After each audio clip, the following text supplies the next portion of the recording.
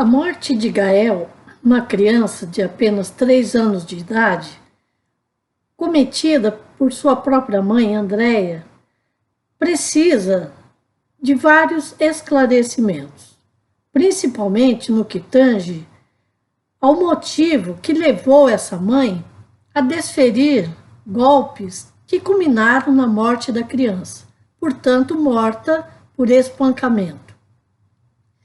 De acordo com depoimentos observados através da mídia, se diz que foi um pequeno espaço de tempo, isso quem disse foi a tia-avó, com quem a mãe da criança, e a própria criança e uma irmã dessa criança também residiam, que entre a criança ter ido ao encontro da mãe, que estava na cozinha, e ela ter encontrado a criança morta, deve ter transcorrido cerca de 15 minutos. Desse modo, houve um espancamento forte nesse período que culminou na morte da criança. Em relação ao exame de corpo de delito, feito no IML, se diz que a criança também tinha hematomas. E hematomas, sabemos que eles surgem após um período em que há algum tipo de lesão, de algo que o provoque. Desse modo, não teria sido aquilo que aconteceu no momento da morte da criança.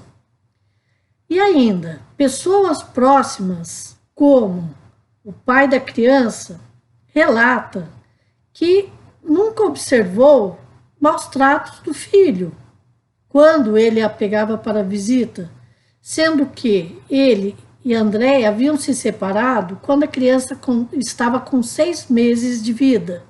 Sendo assim, ele não teve muito tempo, de fato, para observar o relacionamento mãe-filho. Essa tia-avó de Andréia diz, inclusive no boletim de ocorrência, que Andréia era uma pessoa carinhosa com o filho. Ela não considerava que se tratava aí de uma mãe que provocasse maus tratos no filho.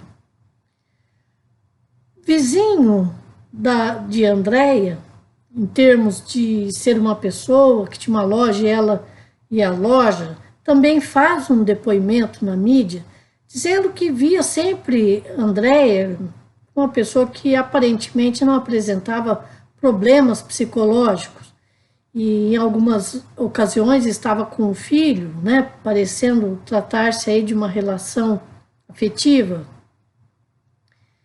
Desse modo, essas dúvidas que pairam sobre o que fez Andréia estar com tanto ódio de agredir o seu filho até matá-lo.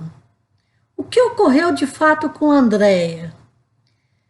Ela provavelmente não estava, naquele momento, tendo um surto psicótico, visto que ela foi levada, assim que presa, para um hospital psiquiátrico, e lá ela foi avaliada e afirmaram, quem avaliou, que ela não apresentava nem delírios e nem alucinações. Portanto, não tinha uma doença mental que pudesse ser observada naquele momento, claro.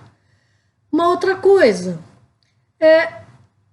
também se pode ver, através do boletim de ocorrência, que familiares, talvez a avó tenha dito, que Andréia às vezes se mostrava instável. E a instabilidade, essa mudança de humor, ela em geral está presente em quadros de uma pessoa que apresenta uma psicopatia, um psicopata.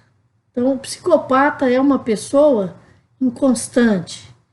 Desse modo, é necessário que se tenha realmente informações precisas que venham mostrar, né, o que levou Andréia a matar seu filho e ainda, de fato, Andréia é mais uma psicopata que mata o filho? Isso só pode ser esclarecido através de uma avaliação psicológica. E ao que tudo indica, parece ser isso mesmo, que ela não é uma pessoa doente mental. Desse modo, ela agiu consciente, sabendo o que estava fazendo. Também, né, consta que ela estava em estado de choque, né, quando a polícia chegou, né, e a levou presa. Esse estado de choque pode ser até mesmo por ela ter dado conta do que ela fez em relação à criança. Sendo assim, é importante que realmente tudo isso seja esclarecido. Ela espancou o filho até matá-lo, ela sabia exatamente o que estava fazendo, ou ela, em alguma situação, talvez, que a gente não saberia dizer nesse momento, fez com que ela agisse de modo tão brutal com a criança sem ter uma plena consciência do que ela de fato estava fazendo. Sendo assim, né, é importante que tudo isso seja observado e esclarecido, porque é mais uma criança pequena, uma criança que não tinha nenhuma condição de defesa, ser morta dentro de casa, local em que as crianças deveriam sempre ser protegidas e não agredidas e levadas, né, em alguns casos, à própria morte.